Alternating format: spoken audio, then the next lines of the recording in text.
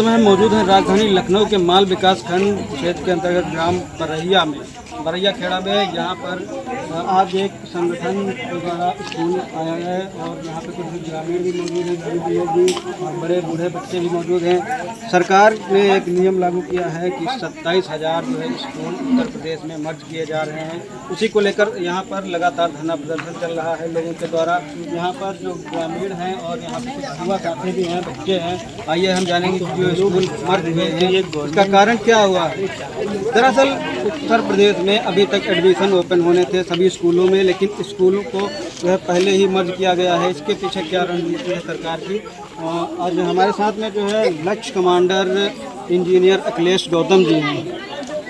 जी बहुत बहुत स्वागत है आपका हमारे चैनल में। सबसे पहले तो बहुत बहुत धन्यवाद आपका जो आप आए यहाँ पर। आज आप जो है बरैया खेड़ा में आए हुए हैं, जो यहाँ पे 27,000 स्कूल जो है मर्ज किए जा रहे हैं, उसको लेकर यहाँ पर धरना प्रदर्शन चल रहा था। क्या रीज़न रहा कि 27,000 स्कूल जो है मर्ज किए जा रहे हैं? जो भी यहाँ हमारे उत्तर प्रदेश की सरकार है उसने करीब 27,000 स्कूलों का मर्जर किया हुआ है। और जहाँ ये बेचारे आप देख रहे हैं छोटे छोटे बच्चे हैं जो अभी सही से चलना ही सीखे हैं, 6 साल की उम्र, 7 साल की उम्र, इन बच्चों को शिक्षा से वंचित कर दिया गया है। अभी ये स्कूल ये पिछले करीब यहाँ 40 सालों से ये स्कूल यहाँ पर है। जो यहाँ के ग्रामवासी हैं वो लोग बताते हैं कि ये जो बच्चे हैं उनके पिताजी भी यहीं पर भैया सन 75 में हम पढ़े। देखिए 75 के दादाजी भी खड़े हुए हैं। करीब ये बच्चे हैं, बच्चे के जो बाबा हैं वो भी इसी स्कूल में शिक्षा ग्रहण किए हैं। लेकिन आज ये जो सरकार और इस सरकार में बैठे हुए लोगों ने उन लोगों की मंशा इस भारत देश को फिर से एक जहाँ पर ये गौशाला के नाम पर करोड़ों रुपए दे रहे हैं और जो पाठशाला है उसको बंद किया जा रहा है। क्या हमारे पास गौशाला के लिए जो एक अगर हम संविधान की भाषा में कहें तो एक गाय वो भी जानवर है और जो और भी जितने 4 पैर के होते हैं वो सारे जानवर ही हैं। क्या उसके लिए आपके पास करोड़ों रुपए का फंड है? लेकिन ये जो बच्चे छोटे छोटे जो हमारे भारत का भविष्य है आने वाले समय पर, इसी में से कोई इंजीनियर बनेगा, कोई डॉक्टर बनेगा, कोई वैज्ञानिक बनेगा। क्या इन लोगों को शिक्षा से वंचित कर देना, यहाँ से 10 किलोमीटर दूर स्कूल खोल देना, वो कहीं ना कहीं इनको मजदूर बनाने की एक रणनीति है। जो बहुजन समाज हमारा गाँव में मैक्सिमम निवास करता है उसको एक मजदूर बनाने के लिए एक सोची समझी रणनीति के तहत ये सरकारें उस पर काम कर रही हैं। और जो यहाँ से अब जो मधुशाला यहाँ से मुश्किल से 2 किलोमीटर दूरी पर होगा, लेकिन पाठशाला 5 किलोमीटर दूर जाना पड़ रहा है। ये जो सरकारें हैं इस भारत को फिर से उसी नस्ल में ले जाना चाहती हैं जहाँ से बड़ी मुश्किल से बाबा साहेब, तथागत बुद्ध और जो हमारे भारत के और भी महापुरुष हैं वो लोग इस भारत को निकाल करके नशे से वंचित कर करके यहाँ पर लाए हैं। इसको फिर से उसी जगह लेकर जा रहे हैं जहाँ पहले कभी निवास है। जैसा कि हमें जानकारी मिली है कि जिस विद्यालय में 50 से 70 बच्चे तक होंगे वो विद्यालय नहीं बंद किया जाएगा। और अभी एडमिशन ओपन है, कुछ विद्यालयों में बच्चे की संख्या कम है, लेकिन एडमिशन ओपन भी थे, अभी विद्यालय में बच्चे बढ़ भी सकते थे। तो पहले की क्या रणनीति रही कि जो है पहले ही विद्यालय बंद हो गए? यहाँ पर इस गांव में करीब 450 वोटर हैं। अभी हम पूरा गांव घूमे हैं, करीब 450 वोटर हैं। उस 450 वोटर में से क्या इस गांव में जहां सरकार ये बताती है कि यहाँ पर इनके पास 50 बच्चे नहीं हैं, कहीं ना कहीं इस स्कूल की शिक्षा नीति को इतना कमजोर कर दिया गया है। ऐसे ऐसे यहाँ पर अध्यापक तैनात कर दिए गए थे जो यहाँ पर आकर के सिर्फ और सिर्फ एक आराम करते थे, अपनी फॉर्मेलिटी पूरी करते थे और साइन करके चले जाते थे। ये हम नहीं बोल रहे, ये यहाँ के गांव वाले ही जब हम गाँव वाले बताते हैं सूरज प्रधा जो है इधर पर ये करीब जो हम पूरा गाँव घूम रहे थे, गाँव के लोग ही बता रहे थे। तो ये इसके पीछे कहीं ना कहीं शिक्षा को एक कमजोर करने के लिए पहले से एक रणनीति बनाई गई। जहाँ एक 450 वोटर है वहाँ 50 बच्चे भी निकल नहीं सकते, बिल्कुल निकल सकते। ये पहले से ही विद्यालय बंद होने का क्या कारण है? इसके पीछे क्योंकि सरकार अभी तो एडमिशन ओपन है, बच्चे बढ़ भी सकते थे, 50 से 60 भी हो सकते थे, 70 भी हो सकते थे, लेकिन उसके पहले ही विद्यालय बंद हो गए। अगर सरकार चाहती तो इस स्कूल को बंद नहीं किया जाता। यहाँ पे स्कूल बंद हो गया है, तो अब स्कूल कहाँ जाओगे? बलदेव यहाँ से कितनी दूरी है? 3 किलोमीटर। 3 किलोमीटर की दूरी। कोई दिक्कत आने जाने में तो हो रही है? कोई दिक्कत नहीं, लेकिन दिक्कत तो होती ही होगी। लेकिन यहाँ के जो बच्चे 3 किलोमीटर की दूरी पे जाते हैं, उनको काफ़ी दिक्कत का सामना करना पड़ता है। पैदल जाते हो या फिर कोई गाड़ी? पैदल। अब ये सोचिए कि आप ये 3 किलोमीटर बच्चे जो है पैदल जाते हैं। ये गांव में विद्यालय था तो आसानी से आना जाना इनका हो जाता था, घर वालों को भी कोई फिक्र नहीं होती थी। आज हमारे साथ में दादाजी मौजूद हैं। क्या नाम है आपका? कहाँ के निवासी हैं? ये बताइए, जो ये 27,000 उत्तर प्रदेश में सरकार जो विद्यालय मर्ज कर रही है, इसको लेकर आज आपके गांव में भी एक स्कूल है जो मर्ज हुआ है, क्या कहना है आपका? इस विद्यालय खुलना चाहिए। खुलना चाहिए। आपकी लोगों की मांगे क्या है कि ये विद्यालय जो बंद हुए हैं, आपके बच्चे भी होंगे, कितनी दूर जा रहे हैं? बच्चे तो दूर जाते हैं। दूर जाते हैं। ये विद्यालय नहीं खुला तो आप लोग क्या करेंगे? अब सरकार से प्रयास ही कर सकते हैं कि विद्यालय खुले, बच्चे यहीं पढ़े नजदीक में। और भी साथी हमारे साथ में हैं जी। क्या नाम है आपका? मेरा नाम शैलेंद्र है।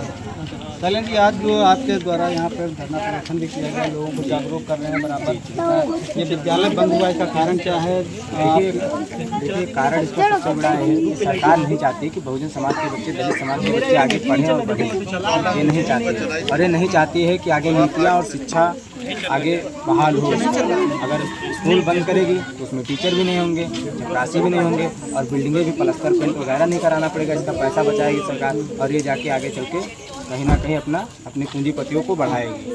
यही नीतियाँ जो आगे चला रही है सरकार, हम लोगों को बिल्कुल समझ रहे हो आप, बिल्कुल ख़त्म करना चाहती है। शिक्षा से बिल्कुल जो ख़त्म हो गया, समझ लो ख़त्म है। यदि ये विद्यालय नहीं खोला गया तो आप क्या करेंगे? देखिए, अगर यदि ये विद्यालय नहीं खोला जाता है तो हम सरकार से पहले तो शांतिपूर्वक ज्ञापन देंगे डीएम ऑफिस में, और जो है अगर उससे नहीं बात बनती तो हम जो है माननीय राष्ट्रपति महोदय जी को ज्ञापन देंगे डीएम महोदय के द्वारा।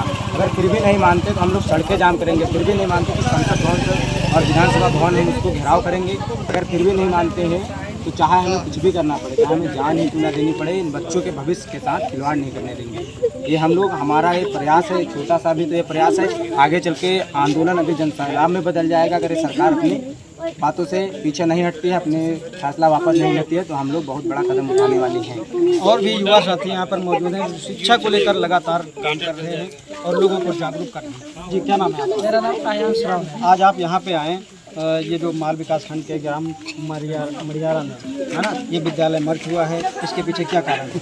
इसके पीछे सबसे बड़ा कारण ये है कि सरकार चाहती है कि गरीब शोषित वंचित लोगों के बच्चे पढ़ाई ना कर पाएँ, तो इसीलिए सरकार स्कूलों को बंद करना चाहती है। क्योंकि जो पहले जो पुरानी अर्थव्यवस्था थी, भारत की संस्कृति थी, वो मनुवादी विचारधारा से इस देश में चलती थी। मनु एक विधान था, एक स्मृति, मनु स्मृति थी, उसके हिसाब से भारत चलता था। क्योंकि उस टाइम दलित शोषित वंचित लोगों के बच्चे पढ़े लिखे नहीं हुआ करते थे।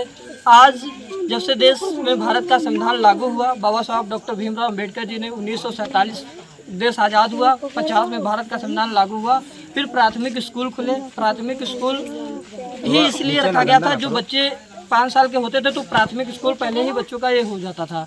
आज जो हमारे शोषित वंचित लोगों, गरीब घर के बच्चे जो हैं पढ़ाई कर रहे हैं, तो उन लोगों की ये पहली ही शिक्षा गांव से बंद करना चाहती है। क्योंकि वो पहली ही विचारधारा लाना चाहती है सरकार। हम सरकार से यही मांग करते हैं कि ये सरकार पुनः स्कूल खोल दे। अगर नहीं खोलती तो हम लोग एक बड़े जन सैलाब के साथ में, हम लोग एक बार आज़ाद समाज पार्टी के लोगों ने डीएम कार्यालय में ज्ञापन दे ही चुके हैं। अगर फिर भी नहीं मानती है सरकार तो हम लोग पूरी तादाद में लक्ष्य कमांडर की टीम, आज हम लोगों उनके साथ में पूरी लक्ष्य कमांडर टीम के साथ में हम लोग इकट्ठा हुए हैं, और ये विधानसभा से लेकर के सदन तक हम घेराव दिल्ली तक करेंगे अगर ये स्कूल जल्दी से पुनः लागू नहीं होता। आप देख रहे हैं एथन 24 न्यूज। मैं नरेंद्र कुमार गौतम, कैमरामैन गौरव राज के साथ। आप बने रहिए एथन 24 न्यूज। तो कौन सा कार्यक्रम है और इस कार्यक्रम के तहत क्या संदेश देना चाहेंगे? एक कार्यक्रम हमारे द्वारा, हमारी संस्था द्वारा किया गया है कार्यक्रम। एक कार्यक्रम हम लोग बच्चों के लिए कार्यक्रम करते हैं, छात्रों के लिए कार्यक्रम करते हैं। कार्यक्रम में ये करते हैं, जो गरीब या अनाथ बच्चे होते हैं या ज़रूरतमंद बच्चे होते हैं उनको हम लोग सहयोग देते हैं।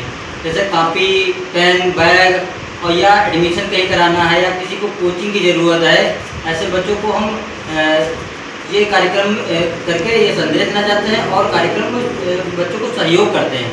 सर जैसे अगर दूसरे विद्यालय में एडमिशन कराते हैं जी, तो वहाँ पर जो फीस वगैरह होती है उसकी क्या स्थिति है? फीस हम लोग ज़्यादा से ज़्यादा कोशिश करते हैं, ज़्यादा से ज़्यादा सहयोग देने की कोशिश करते हैं कि जैसे जो फीस होती है उसमें 50% या 25% सहयोग देने का काम करते हैं। जैसे मान लीजिए किसी विद्यालय की फीस 100 रुपये जी, और आपने 50 या 25% सहयोग कर दिया जी, तो शेष धनराशि क्या उसके माता पिता को देना पड़ता है? जी जी, ये होता है कि उनके माता पिता को देना होता है। अगर हम लोग सारी फीस दे देते हैं तो उसका महत्व लोग नहीं समझते हैं, फिर वैल्यू नहीं देते पढ़ाने में। बच्चे हम देखते हैं पिछली बार हमने कम से कम 25 बच्चों का एडमिशन करवाए थे अलग अलग स्कूलों में, तो ज़्यादा 25 बच्चों में कम से कम 10 बच्चे पढ़ने ही नहीं गए। वो हम लोगों ने जो खर्चा किया वो हमारा जाया गया, इसलिए हम मानक रख देते हैं कि 25% या 50% हम लोग देते हैं, बाकी अभिभावक देते हैं। अच्छा, ये जो धन आप ऐसे बच्चों को खर्च कर रहे हैं जी, इसका आय का स्रोत क्या है? हमारा आय का स्रोत हम लोगों से सहयोग लेते रहते हैं, या नेता या समाज सेवी या बिजनेसमैन ऐसे लोगों से सहयोग लेते रहते हैं। इसी को देखते हुए क्या आपने अपनी संस्था का क्या नाम रखा है? सहयोग छात्र शिक्षा समिति हमारी संस्था का नाम है। अभी तक कितने बच्चों को आपने एडमिशन कराया है और कितने अभिभावकों को आपने संतुष्ट किया? अभिभावकों को संतुष्ट क्या, हम सहयोग देते रहते हैं और जब लगभग बहुत सारे लोग संतुष्ट हैं। किन किन विद्यालयों में आपने बच्चों का एडमिशन कराया? अभी जल्द में हमने भाई शहीद भगत सिंह में करवाया है और बेमा चौकी, और ये कृषकपुर माध्यमिक विद्यालय बेमा चौकी में है, यहाँ हमने करवाया है। और इससे पहले चेट्राम में गुलाम में करवाया है, और आपके भागीरथ प्राथमिक विद्यालय यहाँ सदरावा में है, वहाँ करवाया है। रामाबारी में श्री गुरुचरण लाल मेमोरियल इंटर कॉलेज है, वहाँ करवाया है। और सोरिया में इंटर कॉलेज है, प्रगतिशील जनता इंटर कॉलेज, वहाँ करवाया है। ऐसे और भी अन्य स्कूलों में करवाए हैं, ऐसे तमाम स्कूलों में करवाए हैं। लगभग कितने बच्चों की गिनती होगी? लगभग तो कम से कम 100 करीब पहुँच रहे हैं जिनका एडमिशन करवाया है। बाकी सहयोग लगभग बच्चों को हमने लगभग 3000 बच्चों को सहयोग दे चुके हैं, कापी से लेकर पेन और बैग ऐसे शिक्षा संबंधी सामग्री देकर हमने सहयोग दिया। इस वर्ष कितने बच्चों को आपने सहयोग किया? इस वर्ष लगभग 200-300 बच्चे जरूर होंगे। 300 बच्चे जी। क्या संस्था आपकी रजिस्टर्ड है? जी, रजिस्टर्ड है। कितने लोग हैं आपकी संस्था में? संस्था में तो वैसे हमारे जो रजिस्टर्ड लोग हैं तो 7 लोग हैं, जिसमें 3 लोग सदस्य हैं, 4 पदाधिकारी, मुख्य पदाधिकारी। जी। तो ये सभी सहयोग करते हैं? हाँ, सहयोग करते हैं। कुछ लोग बाहर हैं, बाकी मेन तो एक ही 2 लोग हम काम करते हैं। जी। तो इससे क्या चलता है जब इतने लोग? अब बात यह है कि अब वो तो जो रजिस्टर्ड है वो तो है नहीं, बाकी अन्य लोग जो हमारा काम, हम लोग जो काम करते हैं इससे लोग प्रभावित होते हैं, तो हमसे जुड़ते हैं और सहयोग देते हैं। अच्छा, आपका शुभ नाम? हमारा नाम धर्मेंद्र कुमार है। इस संस्था का नाम क्या है? सहयोग छात्र शिक्षा समिति, इसके हम प्रबंधक सचिव हैं। जी। चलिए, आपका बहुत बहुत धन्यवाद।